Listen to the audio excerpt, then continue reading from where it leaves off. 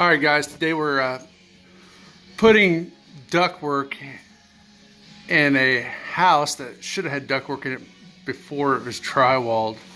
But anyway, we got to pull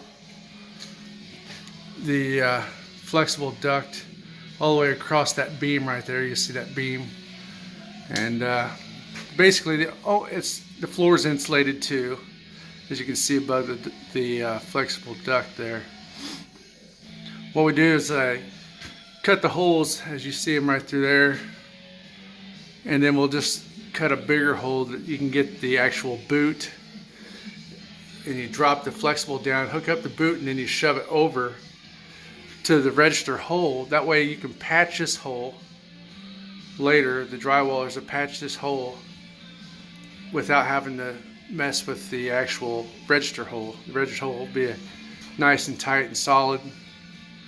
They'll just come around and drywall that back in. But if you come over here, there's that beam, and what we're going to do, you see the ductwork hanging through there.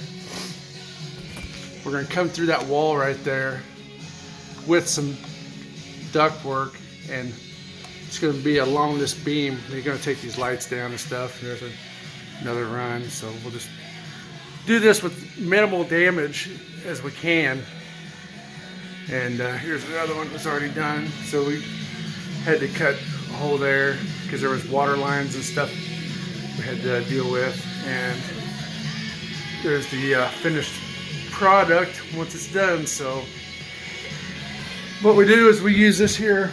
It's actually a rod for electricians, and you just run that over the insulation, and or under the insulation rather. Get you a hook, which I lost my hook up in the cavity, and just tie a knot on the flexible. I use a piece of wire, wrap it around there, and pull it through.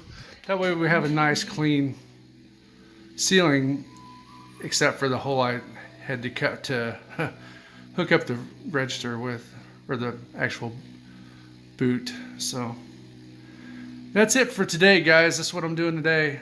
I figured I'd show you what's up, and I'll give you a little bit more later on when I get a little further down the road. So thanks for watching. We'll see you next time.